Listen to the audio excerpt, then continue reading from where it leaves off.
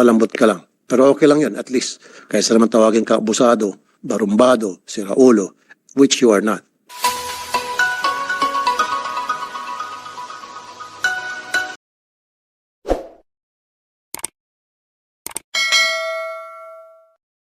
Colonel Alan Umipig, sa totoo lang, hindi ako nagagalit sa iyo.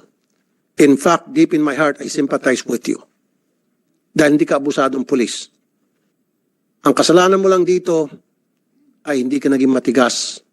Medyo naging malambot ka at mabait ka. Hindi ka abusado. You did your best, sabi pa nga ng isang kanta, but your best wasn't good enough.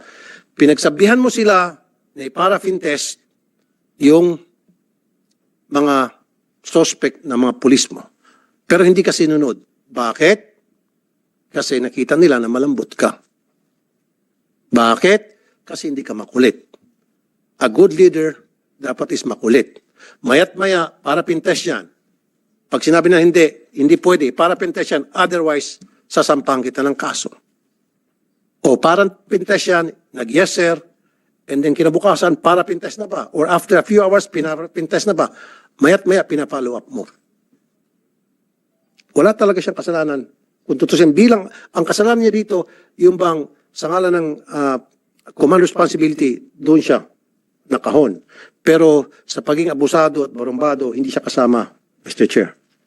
So maybe yung mga katulad mo, kailangan lang siguro ng isa lang sa leadership training kung paano ka maging matigas. Pero hindi ka abusado. Malambot ka lang. Pero okay lang yan, at least. Kaysa naman tawagin ka abusado, barumbado, siraulo, which you are not. Okay. Duman sa tanggapan ko si Lieutenant General Rodel Sermonia, like I said, who's been my friend for a long, long time, and he's been a very effective PNP officer na maraming beses na akong lumapit sa kanya para mag-refer ng mga kaso tungkol sa mga abusadong pulis at agad niyang natutugunan. At mabilis po ang naging aksyon niya, Mr. Chair. And that's why he has this radio program from another TV station na effective naman at naging sumbungan laban sa mga abusadong pulis. And I commend you for that, General Sermonia. At sabi ko sa kanya kanina, Mr. Chair, anong problema, anong nangyari? Ba't nagkakaganito ang ating kapulisan? Sabi niya, hindi naman daw nagkulang ang PNP sa paglalagay ng mga patakaran, procedure na dapat sundin ng mga pulis for them to equip them to become a better policeman. Ang problema is sa implementasyon. Totoo yan. May mga police operational procedure pero hindi sinusunod. Bakit?